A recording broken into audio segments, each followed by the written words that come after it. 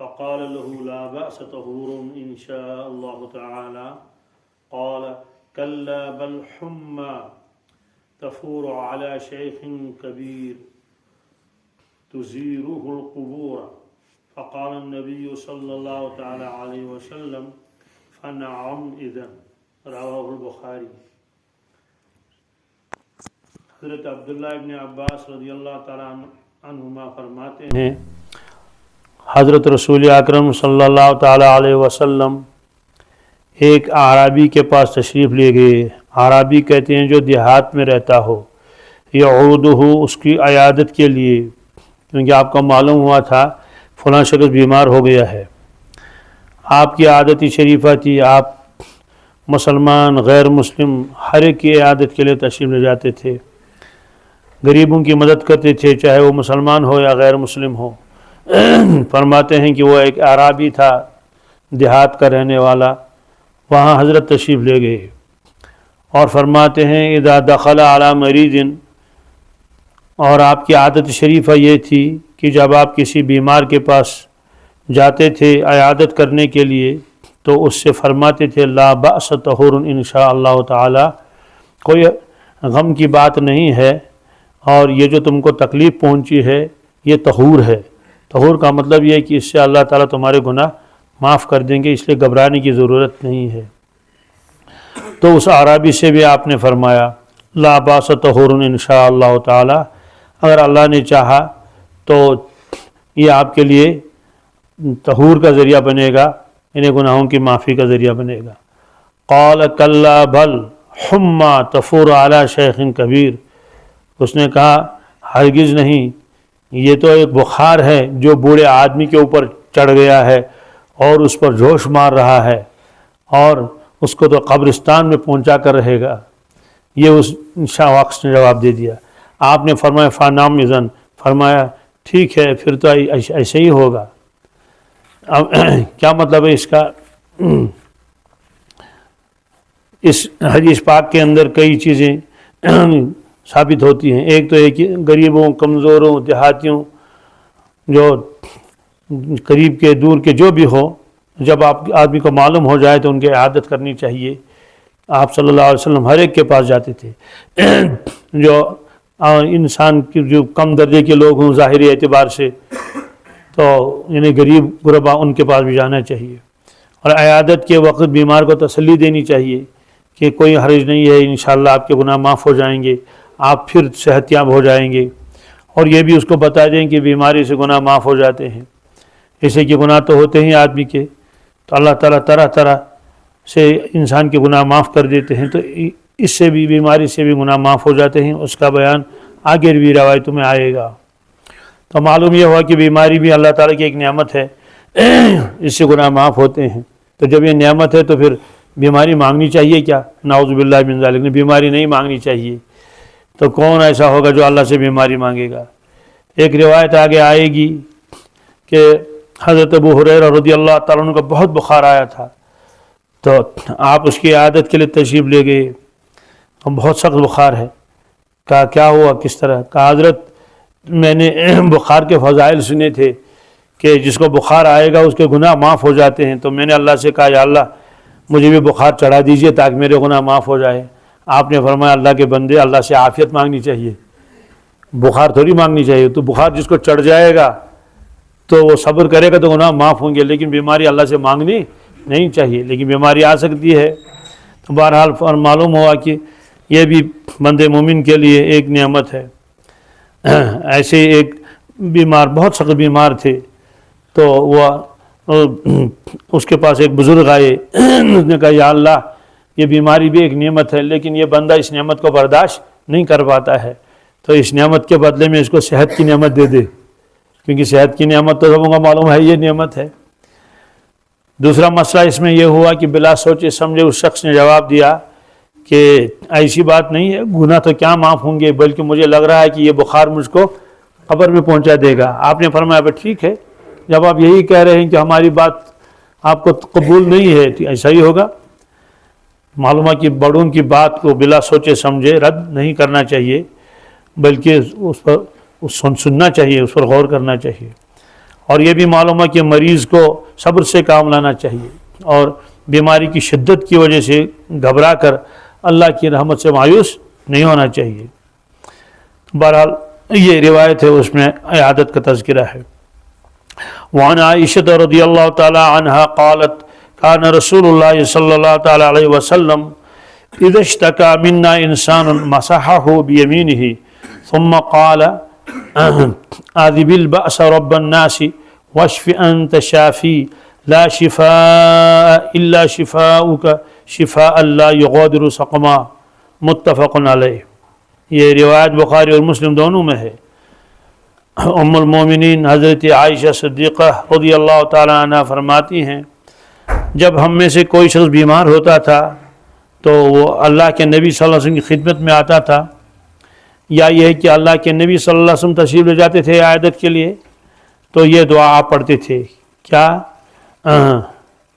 عاذب الباس رب الناس، اے لوگوں کے پروردگار، عاذب الباس، اس بیماری کو دور کر دے، واشف انت شافی، آپ شفا عطا فرما اس بیمار کو، انت شافی، آپ شفا دینے والے ہیں، لا شفا الا شفاؤک، شفا نہیں ہے مگر وہی جو آپ دے دیں، یعنی شفا تو آپ ہی کے ہاتھ میں، شفا دینے والے آپ ہی ہیں۔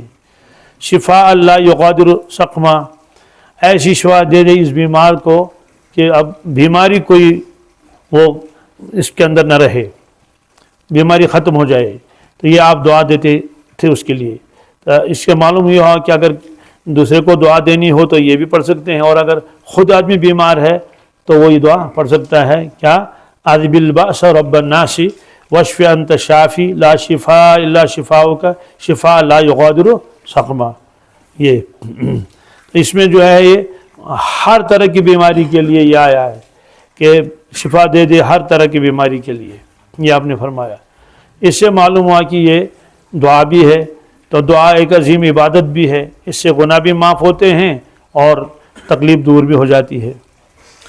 وعنها قالت كان اذا اشتكى الانسان الشيء منه او كانت به قرحة او جرح قال النبي صلى الله تعالى عليه وسلم بإصبعه بسم الله تربة أرضنا بريقة بعضنا ليشفي سقيمنا بإذن ربنا، متفق علیہ۔ حضرت عائشہ صدیقہ رضی اللہ تعالیٰ عنہ روایت فرماتے ہیں کہ جب کوئی شخص بیمار ہوتا تھا تو اللہ کے نبی صلی اللہ علیہ وسلم اس کے لیے، اس آدمی کو جس کو پھوڑا پھنسی ہو یا کوئی زخم ہو تو انگلی رکھ کر یہ پڑھتے تھے یہ دعا، اور یہ ہے کہ یوں اس کو تھوک لگاتے تھے اپنی انگلی مبارک کو، پھر زمین کے اوپر رکھتے تھے، جو گردہ زمین پر لگا رہتا تھا وہ اٹھ جائے گا اس کے ساتھ، تو اس پر وہ لگاتے تھے اور یہ دعا پڑھتے تھے، کیا؟ بسم اللہ تربت ارضنا بریقت بعضنا لیشفی سقیمنا باذن ربنا۔ اس کا مطلب کیا ہے؟ اس میں مطلب یہ ہے کہ میں اللہ کے نام کے ساتھ یہ دعا پڑھ لیتا ہوں، اور زمین کی مٹی اس کے ساتھ لگی ہوئی ہے، اور یہ کسی کے تھوک کے ساتھ، آپ نے فرمایا بریقت بعضنا، اس کا مطلب ہے کہ ہر شخص جب ایسا کرے گا تو ہر ایک کا تھوک الگ الگ ہوگا، یہ ایسا لگاتے تھے اور اس کے اوپر آپ یہ کرتے تھے، تو معلوم ہوا کہ یہ اس عمل سے بھی آدمی کا پھوڑے پھنسی وغیرہ دور ہو جاتے ہیں۔ اب اس میں لکھا ہے کہ یہ تاثیر کس میں تھی، یہ مدینہ طیبہ کی مٹی میں تھی، یا اللہ کے نبی صلی اللہ علیہ وسلم کی دعا پڑھنے میں تھی، یا آپ کے جو ہے تھوک مبارک لعاب مبارک میں تھی؟ ظاہر سی بات ہے آپ اس عمل کو زور سے کرتے تھے، اور جو ہے صحابہ کرام اس کو سنتے تھے، اور پھر صحابہ کرام بھی یہ کرتے تھے۔ اب یہ مدینہ طیبہ کی مٹی، اس میں بھی اثر ہے، اس میں تو زیادہ اثر ہے، شفا ہے، لیکن یہ ہر زمین کے اندر یہی ہے، جو آدمی جہاں کا رہنے والا ہو تو وہ ایسا عمل کر لے گا تو اس سے اللہ تبارک تعالیٰ شفا دیتے ہیں، یہ چاہے پھوڑا پھنسی ہو یا اور کوئی ہو۔ تو یہ اس دعا کو بھی یاد کرنا چاہیے۔ مصنون دعائیں میں یہ ساری دعائیں لکھی ہوئی ہیں، بسم اللہ تربت ارضنا بریقت بعضنا لیشفی سقیمنا باذن ربنا۔ باذن ربنا کا مطلب یہ کہ اللہ تبارک تعالیٰ کے حکم سے تو بیمار کو شفا مل جاتی تھی۔ تو یہ بھی دعاؤں میں آتا ہے۔ وعنہا قالت کان النبی صلی اللہ تعالی علیہ وسلم اذا اشتکا نفث علی نفسہ بالمعوذات ومسح عنہ بیدہ فلما اشتکا وجعہ الذی توفی فیہ كنت أنفث عليه بالمعوذات التي كان ينفث وأمسح بيد النبي صلی اللہ علیہ وسلم، متفق علیہ۔ یہ حضرت عائشہ صدیقہ رضی اللہ تعالی عنہ فرماتی ہیں کہ جب اللہ کے نبی صلی اللہ علیہ وسلم بیمار ہوتے تھے، ان کو تکلیف ہوتی تھی، تو نفث علی نفسی بالمعوذات، آپ معوذتین پڑھ کر اپنے پر دم فرماتے تھے۔ یہ معوذتین کیا چیز ہے؟ سورہ فلق اور سورہ ناس، اور اپنے دست مبارک پر دم کر کے اور وَمَسَحَ عَنْهُ بِيَدِهِ، اور ہاتھ پھیرتے تھے ایسے۔ اور اگر کوئی شخص آپ کی خدمت میں آتا، وہ بیمار ہوتا، تو آپ اس کے اوپر دم کر لیتے تھے۔ بعض بچے آپ کی خدمت میں لائے جاتے تھے تو آپ ان پر دم کرتے تھے، دم کے معنی پھونک مارنا، اور آپ اپنے دست مبارک پر پھونک مارتے تھے اور اس پر دم ڈائریکٹ بھی دم کرتے تھے اور اپنا دست مبارک بھی اس کو پھیرتے تھے جہاں بھی اس کو تکلیف ہو۔ کسی کے سر میں تکلیف ہے، کسی کے کندھے میں تکلیف ہے، بچوں کو لایا جاتا تھا تو ان کو آپ معوذات پڑھ کر وہ دم کرتے تھے۔ تو فرماتے ہیں کہ پھر جب خود اللہ کے نبی صلی اللہ علیہ وسلم آخر میں جو بیمار ہوئے، اس کے بعد آپ دنیا سے تشریف لے گئے، فرماتے ہیں کہ آپ نے یہ کلمات نہیں پڑھے، یہ میں نے پڑھ لیے۔ کیوں؟ بعض حضرات فرماتے اس لیے کہ آپ کی ہمت نہیں تھی، آپ کی ہمت نہیں تھی، بہت تکلیف تھی تو میں نے پڑھ لیا۔ بعض لوگ کہتے ہیں کہ اس لیے کہ آپ کو معلوم تھا کہ اب ہم کو دنیا سے رخصت ہونا ہے، اس لیے آپ نے یہ کلمات زور سے نہیں پڑھے۔ فرماتے ہیں پھر یہ کلمات میں نے پڑھ لیے، معوذتین، سورہ فلق اور سورہ ناس، تو میں نے پڑھنے کے بعد آپ صلی اللہ علیہ وسلم کے دست مبارک پر میں نے پھونکا تو انہی دست مبارک کو خضوری کے بدن پر بھیرا۔ کیوں؟ فرماتے ہیں میں نے سوچا کہ کہاں آپ صلی اللہ علیہ وسلم کے دست مبارک اور کہاں میرے ہاتھ، اس طرح سے ایک تو یہ کہ میں اپنے ہاتھوں پر پھونک مار لوں اور آپ کے بدن مبارک پر پھیر لوں جیسے آپ پھیرتے تھے۔ میں نے ایسا نہیں کیا، بلکہ میں نے آپ ہی کے دست مبارک پر پھونک مارا ایسے، پھر میں نے آپ کے دست مبارک کو ایسے پکڑا تو پھر ایسے ایسے ان کو جو ہے وہ آپ کے بدن مبارک پر پھیر لیا۔ آپ نے کچھ نہیں فرمایا، اجازت دے دی گویا کہ۔ اس سے معلوم ہوا کہ اگر بیمار کو جو ہمت نہیں ہے پڑھنے کی تو دوسرا پڑھ لے، اور اسی طرح سے وہ بیمار ہے، وہ اپنے ہاتھ خود نہیں اٹھا سکتا ہے تو دوسرا اپنے ہاتھوں پر بھی پھونک مار سکتا ہے اور اس کے بدن پر پھیر لے گا۔ یہاں معوذات جمع کا صیغہ ہے جس میں اعوذ کا تذکرہ ہے، تو یہ تو دو ہی صورتیں ہیں، ایک سورہ فلق ہے اور سورہ ناس ہے۔ اس کو جمع کا صیغہ کیوں لائے معوذات؟ تو اس کو فرماتے ہیں کہ اس کی وجہ یہ ہے کہ آیتیں بہت ہیں، آیتیں 11 آیتیں ہیں، تو اس اعتبار سے گویا کہ ہر آیت جو ہے وہ اس میں تعوذ کا تذکرہ ہے، لہذا جمع کا صیغہ لائے۔ بعض لوگوں نے کہا کہ اس کے اندر ایک اور صورت ملاتے تھے، وہ قل هو اللہ احد، اگر اس میں تعوذ کا تذکرہ نہیں ہے لیکن تغلیباً اس کو بھی اس کے ساتھ جمع کر دیا گیا۔ اور سورہ فلق اور سورہ ناس کی فضیلت آگے خود آ رہی ہے۔ حضرت مفتی شفیع صاحب رحمۃ اللہ نے فرمایا کہ سورہ فلق اور سورہ ناس کو پڑھنا اتنا ضروری ہے جتنا لوگوں کے لیے ہوا، یعنی آکسیجن کریے آج۔ کیوں؟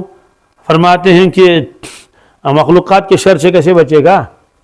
تو قل اعوذ برب الفلق، یا رسول اللہ صلی اللہ علیہ وسلم آپ پڑھیے، دوسرا مطلب ہے کہ آپ امت کو فرمائیے، ان کے سامنے تلاوت کیجئے، اعوذ برب الفلق، میں پناہ مانگتا ہوں اللہ کی، اللہ سے کہتے ہیں یا اللہ مجھے پناہ دے دے، کس سے؟ برب الفلق، فلق کے رب سے، فلق کے رب سے پناہ مانگتا ہوں۔ یہ فلق کیا چیز ہے؟ فلق کہتے ہیں جو اندھیرے میں روشنی کو لائے، اندھیرے میں، تو کون اندھیرے میں روشنی لا سکتا ہے سوائے اللہ کے؟ پورے عالم میں اندھیرا ہے تو روشنی کہاں سے آئے گی؟ تو یہ ہے جو اندھیرے میں روشنی لاتا ہے وہ ہے رب الفلق۔ قل اعوذ برب الفلق، تو پناہ مانگنی ہے، تو کس سے پناہ مانگنی؟ من شر ما خلق، اے اللہ من ما خلق، جو آپ نے پیدا فرمایا مخلوقات اس کے شر سے میں پناہ مانگتا ہوں، مجھے بچا لیجئے۔ تو مخلوقات میں تو سارے لوگ آ گئے، اس میں جنات بھی آ گئے، شیاطین بھی آ گئے، سانپ بھی آ گئے، بچھو بھی آ گئے، اس میں بیماریاں بھی آ گئی، نزلہ، زکام اور شوگر اور تھائرائڈ، یہ ساری چیزیں آ گئی، یہ بھی تو مخلوق ہے۔ تو قل اعوذ برب الفلق من شر ما خلق، جو آپ نے مخلوقات بنائی ہے اس کے شر سے مجھے بچا دیجیے۔ قل اعوذ برب الفلق من شر ما خلق ومن شر غاسق اذا وقب، یا اللہ غاسق کے شر سے بچا دیجیے جب وہ چھا جائے۔ اس کا کیا مطلب ہے؟ اندھیرا، کیا؟ کیونکہ جب اندھیرا آتا ہے تو اندھیرے کے اندر جو ہے وہ جنات اور شیاطین اور بلائیں جن کو اللہ نے دن میں بند کر کے رکھا ہوتا ہے نا، بہت ساری مخلوق بند رہتی ہے، بہت ساری مخلوق کھلی رہتی ہے، تو پتہ نہیں کون کون سی مخلوق ہیں وہ رات کو نکل جاتی ہیں۔ تو اس اندھیرے کے شر سے، اور دنیا والے بھی جو چور ہیں، ڈاکو ہیں، لٹیرے ہیں، یہ سب رات میں یہ ساری کاروائیاں کرتے ہیں۔ چوریاں زیادہ تو رات میں ہی ہوتی ہیں نا، وہ دن میں تو کبھی کبھی اتفاقاً ہوا، لیکن اصل تو اس کے لیے رات ہی ہے۔ تو یہ وَمِن شَرِّ غَاسِقٍ اِذَا وَقَبَ کے معنی جب خود چھا جائے، تو اس لیے آپ فرمایا آپ نے کہ مغرب کے وقت اپنے چھوٹے بچوں کو اپنے گھروں سے مت نکالو۔ کہ کیوں؟ کہ اللہ تعالیٰ کی ایسی مخلوق اس وقت کھل جاتی ہے کہ یہ بچے ان کو دیکھ لیتے ہیں، کیونکہ ان کی نظر صاف ہوتی ہے، ان کو وہ نظر آتے ہیں، ہم کو نظر نہیں آئیں گے، ڈر جاتے ہیں، پھر ساری رات روتے رہتے ہیں۔ تو قل اعوذ برب الفلق من شر ما خلق ومن شر غاسق اذا وقب ومن شر النفاثات فی العقد۔ یہ نفاثات کیا چیز ہے؟ پھونک مارنا، کیا؟ عقد کے معنی گانٹھ۔ تو جو لوگ یہ جادو کا کام کرتے ہیں یہ اکثر و بیشتر یہ تاگا لاتے ہیں، کسی کے لمبے بال لاتے ہیں، تو اس میں جو ہے یہ گرہ باندھ کر لگا کر اور گانٹھ لگا کر اس میں پھونکتے ہیں، گانٹھ لگا کر اس میں، تو اس کا خاص تذکر آ گیا، ورنہ مخلوقات کے شر میں تو یہ بھی آ گئے۔ وَمِن شَرِّ النَّفَّاثَاتِ فِي الْعُقَدِ، تو وَمِن شَرِّ حَاسِدٍ اِذَا حَسَدَ، یا اللہ حسد کے شر سے مجھے، حاسد کے شر سے بچا لیجیے جب وہ کاروائی کرے۔ جب وہ، ایک تو یہ کہ حاسد جو ہے حسد کر رہا ہے، اس کی دکان کیوں چل رہی ہے، اس کے بچے کیوں پڑھ رہے ہیں، اس کا کاروبار کیوں اچھا چل رہا ہے، اس کو ایسی عزت کیوں ملی ہے، اس کو وہ کیوں ملا، یہ کیوں ملا، تو حاسد حسد کرتا ہے تو نقصان اسی کو ہے۔ کر لے جتنا حسد کرنا ہے، اس کی خود ہی نیکیاں سب ختم ہو جائیں گی۔ جیسے آگ جو ہے وہ لکڑی کو کھا جاتی ہے، ایسے یہ حسد اس کی نیکیوں کو ختم کر لے گا، تو نقصان۔ لیکن جب وہ اذا حسد، جب وہ کاروائی کرے گا تو وہ کاروائی کسی طرح بھی کر سکتا ہے، بلا وجہ حکام کے پاس غلط شکایت بھی کر سکتا ہے، جادو بھی کر سکتا ہے، جنات بھی پیچھے لگا سکتا ہے، کچھ بھی کر سکتا ہے نا۔ تو کسی طرح سے وہ تنگ کرے گا، نقصان کرنے کی کوشش کرے گا۔ جیسے باغ میں جادو کر لیتے تو باغ سوکھ جاتا ہے، دکان اچھی چل رہی تھی اس میں جادو کر لے تو دکان بیٹھ گئی، اس طرح سے تو اس سے پناہ مانگی گئی ہے۔ اور یہ دو صورتیں ہیں، فلق اور ناس، ان دونوں کو معوذتین بھی کہتے ہیں۔ تو یہ اس وقت نازل ہوئی تھی جب آپ صلی اللہ علیہ وسلم مدینہ طیبہ میں تھے اور آپ کی طبیعت ٹھیک نہیں تھی، آپ بیمار ہو گئے تھے۔ روایتوں میں آتا ہے کہ فرشتے آگے کچھ تو آپ کے سر مبارک کی طرف رہے کھڑے کھڑے، اور کچھ تو آپ کے پائے مبارک کی طرف رہے، تو آپ وہ آپس میں باتیں کر رہے ہیں۔ ان فرشتوں نے ان سے پوچھا کہ یہ انصاف کو کیا ہوا ہے، کیا بات ہے؟ انہوں نے کہا کہ یہ بیمار ہے۔ بیمار ہے؟ کس میں تکلیف ہے؟ انہوں نے کہا اصل میں ان کے اوپر جادو کیا گیا ہے۔ کس نے کیا؟ کہا یہودی نے کیا، اس کا نام لبید ہے۔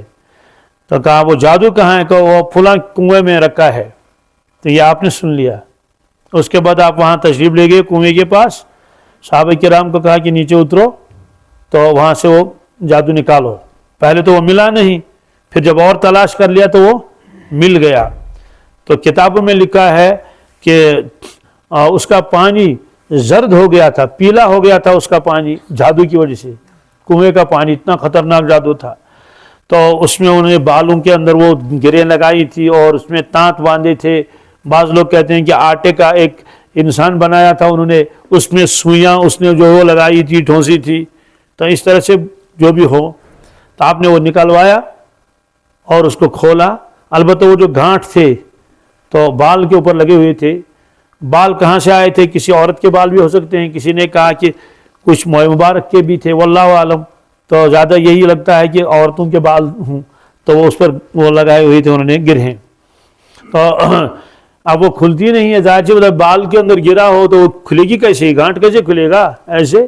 تو جبریل امین علیہ السلام تشریف لائے تو اس میں 11 آیتیں ہیں دونوں صورتوں میں، فلق اور ناس، اور گانٹ بھی 11 تھے، گانٹ بھی 11 تھے۔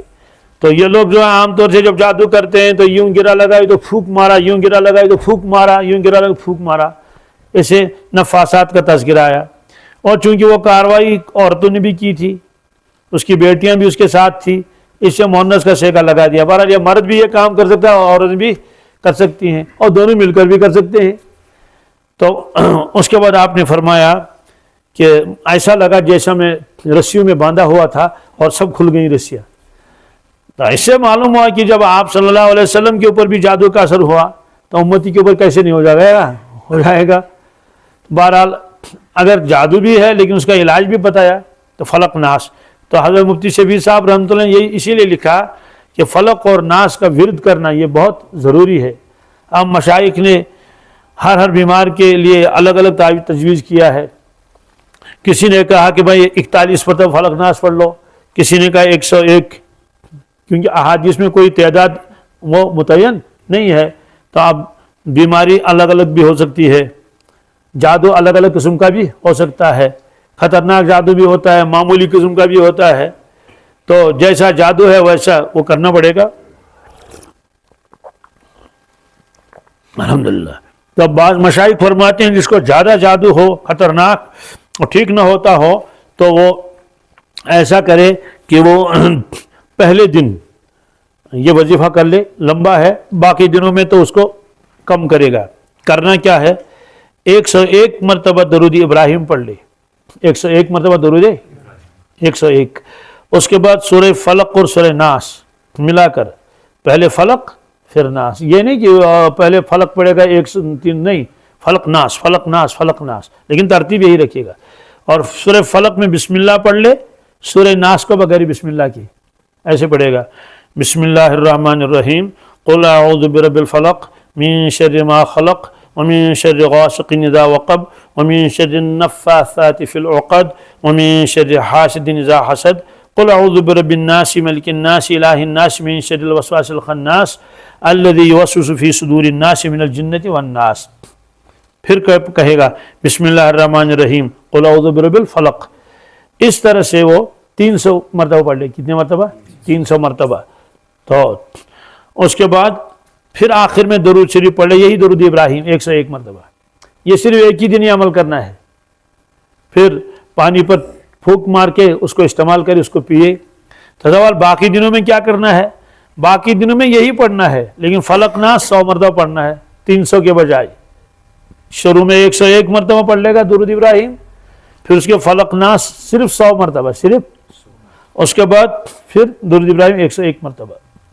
تو کسی بھی قسم کا جادو ہو وہ سب ختم ہو جائے گا اس سے، اور جنات سے حفاظت بھی رہتی ہے۔ تو یہ معوذتین اس وقت نازل ہوئی تھی، آپ مدینہ طیبہ میں تھے۔ معلوم ہوا کہ ان صورتوں کو پڑھنا چاہیے۔ اب سوال ہے، ایک آدمی کہتا ہے کہ جناب مجھے جادو وادو تو نہیں ہے، تو ٹھیک ہے نہیں ہے، لیکن من شر ما خلق میں تو باقی بیماریاں تو بھی آتی ہیں نا، بیماریاں ہیں، تکالیف ہیں، اور طرح کے دشمن ہیں، اور کیا کیا ہیں، تو ان دونوں کا ورد کرنا چاہیے۔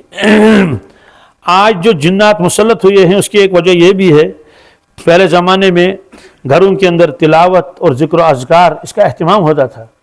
اب تو فرض ہی نہیں پڑھتے ہیں اکثر لوگ، بہت کم لوگ صبح کی نماز پڑھ لیتے ہیں، بہت کم لوگ، کچھ لوگ گھر میں ہی پڑھ لیتے ہیں، اسے جنات مسلط ہو گئے ہیں۔ پہلے تو یہ دور دور رہتے تھے جنات، وہاں جنگلوں میں اور کہاں کہاں۔ ایک بزرگ ہیں، وہ اللہ کے مقبول بندے ہیں، وہ اکثر زیارت کرتے ہیں اللہ کے نبی صلی اللہ علیہ وسلم کی۔ شاید 3-4 سال پہلے اس نے مجھے یہ بتایا تھا، کہا کہ مجھے خواب میں زیارت ہوئی حضرت رسول اللہ صلی اللہ علیہ وسلم کی، انہوں نے فرمایا کہ میری امت نے اعمال چھوڑ دیے، میری امت نے، یعنی آپ امتی اعمال کرتے نہیں ہے، جیسے نمازوں کا اہتمام، تلاوت، اور اس کی وجہ سے ان کے اوپر جنات مسلط ہو گئی، جنات اللہ کی جانب سے۔ اب دیکھ رہے ہیں کہ جنات مسلط ہو رہے ہیں، ٹیسٹ ٹھیک نکل رہے ہیں، تو کبھی یہاں درد ہو رہا ہے، کبھی یہاں درد ہو رہا ہے، کبھی وہ پریشانی ہو رہی ہے. اور اکثر لوگ کہتے ہیں ہمارا دم گھٹتا ہے. ہمارا 80 سال کے بوڑھے نہیں، اور 10 سال 12 سال لڑکے آ جاتے ہیں اور جوان آ جاتے ہیں 20 سال 25 سال کے، ہمارا دم گھٹ جاتا ہے، ہمارا دم گھٹ جاتا ہے. تو بہرحال یہ اللہ نے ہم کو ایک خزانہ دیا ہے سورہ فلق اور سورہ ناس کا، تو اس کا اہتمام کریں گے انشاءاللہ اسے حفاظت رہے گی. یہ جو میں نے کہا کہ اب تو اکثر لوگ نماز بھی نہیں پڑھتے ہیں، کچھ تو پڑھتے ہی نہیں. ایک جوان کا فون میرے پاس آیا، اس نے کہا کہ ہماری مسجد میں نہ تو فجر کی جماعت ہوتی ہے نہ تو عشاء کی. یہ میرے خیال میں 1 مہینہ بھی نہیں ہوا، یعنی آج اتنی لمبی راتیں ہیں. کہا کہ مجھے بہت افسوس ہے، میں یہ سوچتا رہتا ہوں کہ کیا کروں، مجھے جماعت نہیں ملتی ہے. مسجد میں تو جاتا ہے لیکن جب وہاں کوئی ہوتا ہی نہیں، وہ اکیلا ہوتا ہے، اذان دے دیتا ہے، پھر انتظار میں رہتا ہے، کوئی نہیں آتا. تو اس نے مجھے کہا کیا مجھے اجازت ہے کہ میں اپنے اہلیہ کو ساتھ لے لوں فجر میں، کیونکہ ہماری مسجد قریب ہے، تو ہم 2 میاں بیوی وہاں جماعت پڑھ لیں گے. تو میں نے اس سے کہا نہیں، اس کی اجازت نہیں ہے. آپ کی اہلیہ محترمہ گھر میں نماز پڑھ لے اور آپ مسجد میں نماز پڑھ لیں، اکیلے ہی پڑھ لیں، آپ کو انشاءاللہ اللہ تعالیٰ پوری جماعت کا ثواب دے دے گا. تو یہ حالات ہیں. تو اس طرح سے تو اگر میرا نہیں بنتا نہ بن، اپنا تو بن. یہ ڈاکٹر اقبال صاحب فرماتے ہیں نا اللہ کی جانب سے، ہے مسلمان اگر تو میرا نہیں بنتا ہے، میرا وفادار و فرمان بردار نہیں، اپنا تو بن، کم از کم اپنی حفاظت کے لیے تو کچھ کر. تو آدمی جو نمازیں پڑھتا ہے وہ اپنی ہی حفاظت کے لیے پڑھتا ہے نا. دوزخ سے بچ جائے گا، جنت مل جائے گی، اللہ کے غضب و قہر سے بچ جائے گا. تو من عمل صالحا فلنفسی، اللہ تعالیٰ فرماتے جو اعمال صالحہ کرتا ہے وہ اپنے لیے کرتا ہے. اللہ تعالیٰ کا کون سا کام اٹکا ہوا ہے کہ جناب میرے کام تو اٹکے ہوئے ہیں، ذرا لوگوں تم نمازوں کی اہتمام کر لو، وہ کر لو، میرے کام بن جائیں گے. اللہ تعالیٰ کا کوئی کام مخلوق کے اوپر اٹکا ہوا نہیں ہے، نعوذ باللہ من ذالک. اسے تو اگر میرا نہیں بنتا نہ بن، اپنا تو بن، اپنا تو سوچ، انہیں اپنے ہی فائدے کے لیے تو کچھ کام کر لو. تو اسے معلوم ہے کہ وہ یہ فلق اور ناس یہ ان کو بھی سکھانا چاہیے، کن کو؟ اپنے اولاد کو. تو چونکہ اس میں تذکرہ آیا اس کا ہاتھوں پر دم کرنے کا بھی، تو سوتے وقت خاص طور سے جب آپ یہ کلمات پڑھ لیں گے، الحمد، آیت الکرسی، 4 کل، وہ بھی روایتوں میں آتا ہے، تسبیح فاطمہ، پھر دونوں ہاتھوں پر دم کر کے آپ ایسے پورے بدن پر پھیریں گے، انشاءاللہ اس سے حفاظت رہے گی. اور بھی دعائیں ہیں، یا عزیز یا رحیم یا ذل عرش المجید اصرف عنا شر کل جبار عنید. تو یہ بھی کتابوں میں لکھا ہے. وعن عثمان ابن ابی العاص رضی اللہ تعالی عنہ انه شکا الى رسول اللہ صلی اللہ علیہ وسلم وجعا یجده فی جسده فقال له رسول اللہ صلی اللہ تعالی علیہ وسلم ضع يدك على الذي يعلم من جسدك وقل بسم الله 3 وقل 7 مرات اعوذ بعزة الله وقدرته من شر ما اجد واحاذر قال ففعلت فاذهب الله ما كان بي. رواہ مسلم. یہ ایک صحابی کا واقعہ ہے، حضرت عثمان ابن ابی العاص رضی اللہ تعالیٰ عنہ.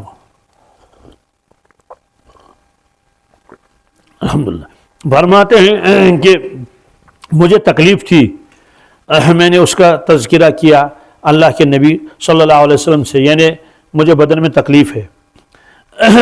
تو آپ نے فرمایا کہ تمہارے جسم کے جس حصے میں درد ہے وہاں اپنا ہاتھ رکھو، یعنی جہاں بھی ہو، سینے میں درد ہے یا یہاں روایت میں وہ نہیں ہے کہاں، صرف فرمایا کہ مجھے تکلیف رہتی تھی.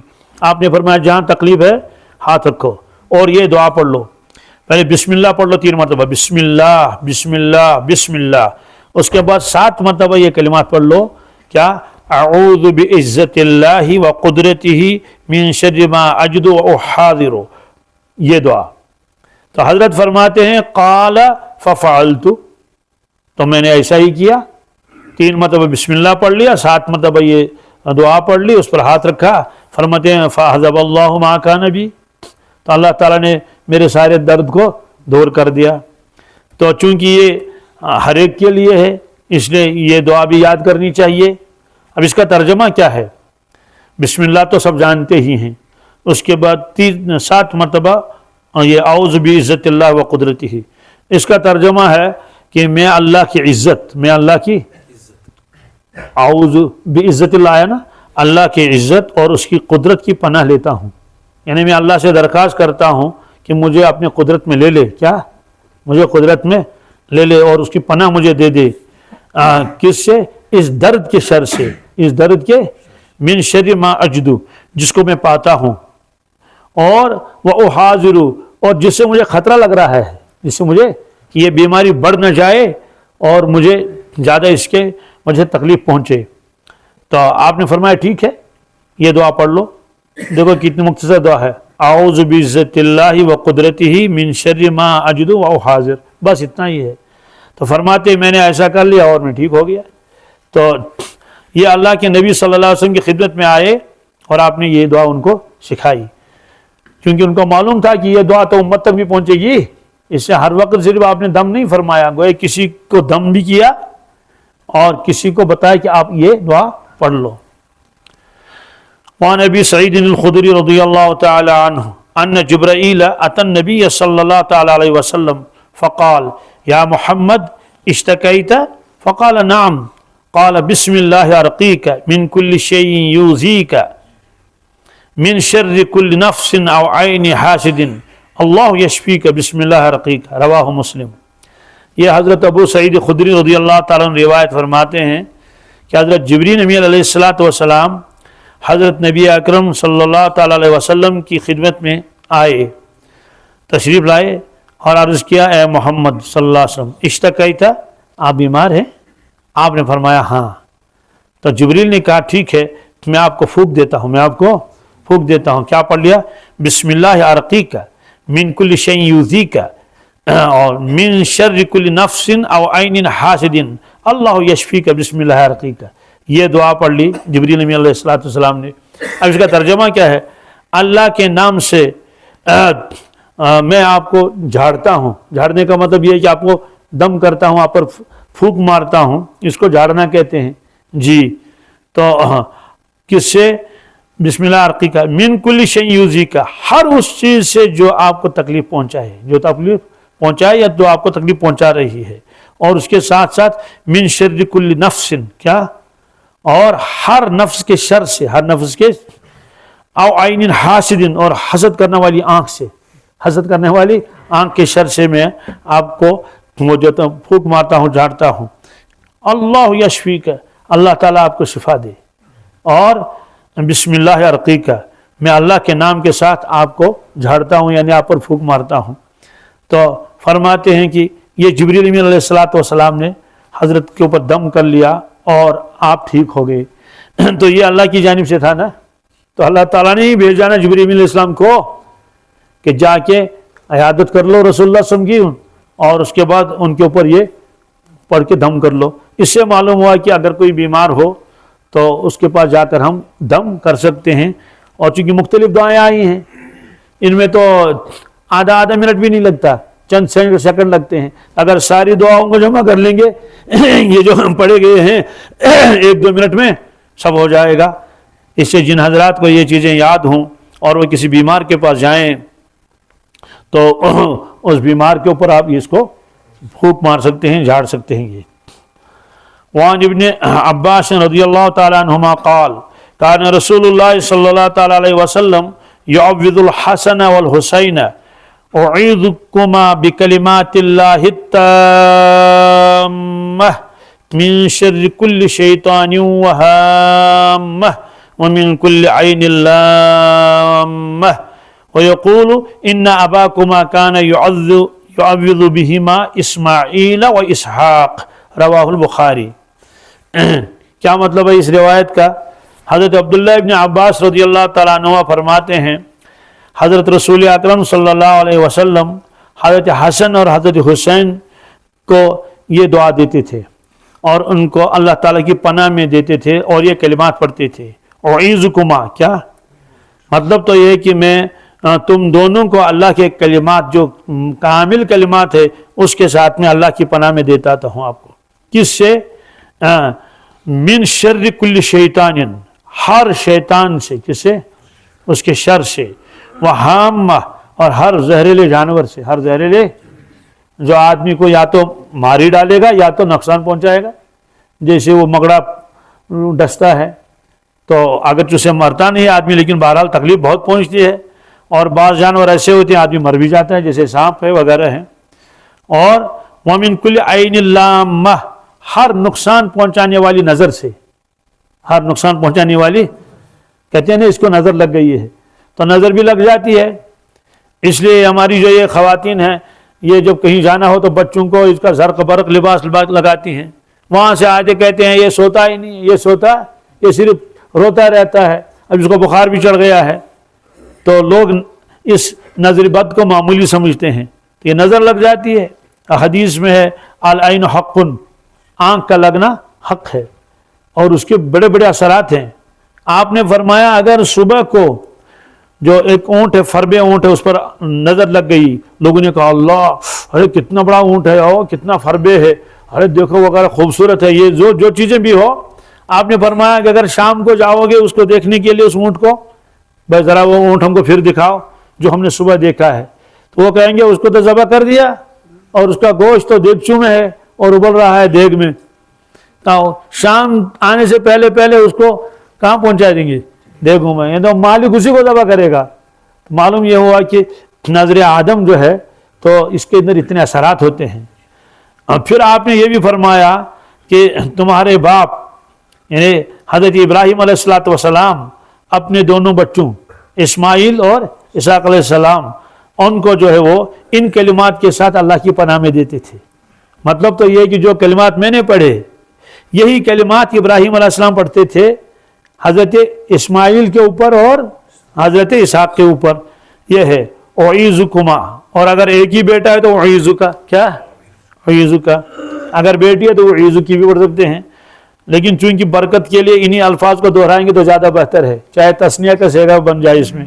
اعیذکما بکلمات اللہ التامہ من شر کل شیطان وہامہ ومن کل عین لامہ ویقول. آگے فرماتے تھے یہ ابراہیم علیہ السلام ایسا کرتے تھے. تو اس میں یہ ایک تو حامہ آیا, ایک تو آیا یہ جو ہے وہ عین لامہ. مراد یہی ہے کہ نظر اور ہر قسم کے ذہنی جانور. اس سے معلوم یہ ہوا کہ یہ کلمات پڑھنا یہ انبیاء علیہ السلام کی سنت ہے, کیا, اور اس طرح سے ان سے جھاڑ پھونک کر لینا تو یہ جائز ہے. یہ نہ توکل کے خلاف ہے اور نہ یہ جو ہے وہ تقوی کے خلاف ہے, چونکہ یہ اللہ کے نبی نے خود کیا. تو اب اندازہ لگا یہ کتنی بیماریاں اس سے دور ہو جاتی ہیں. اب آج تو یہ ہوتا ہے ذرا بخار چڑھ گیا تو لاؤ پیرسٹمال, ہے نا, تو ٹھیک ہے پیرسٹمال بھی ٹھیک ہے لیکن ان کلمات کو بھی پڑھنا چاہیے. اور جتنے بھی جو ہے وہ کلمات ہیں اس میں اگر کو نہ ہو, ان میں تو بہرحال تو کلمات ثابت ہیں رسول اللہ صلی اللہ علیہ وسلم سے, لیکن اس کے علاوہ بھی جو مشائخ نے کلمات بتائے ہیں اس کے لیے تو اس کو بھی پڑھنا چاہیے, اس میں کوئی حرج. ہاں اگر کوئی وہ اس طرح سے ہو کہ کچھ میں کلمات ایسے ہیں کہ ان کا معنی ہی معلوم نہیں ہے کہ پتہ نہیں کیا ہے اس کے معنی اور ممکن ہے کسی اور شرک وغیرہ مبتلا ہو جائے تو وہاں احتیاط کرنی چاہیے. باقی عام کلمات کو پڑھنا چاہیے, اس میں جو ہے وہ کوئی حرج نہیں ہے.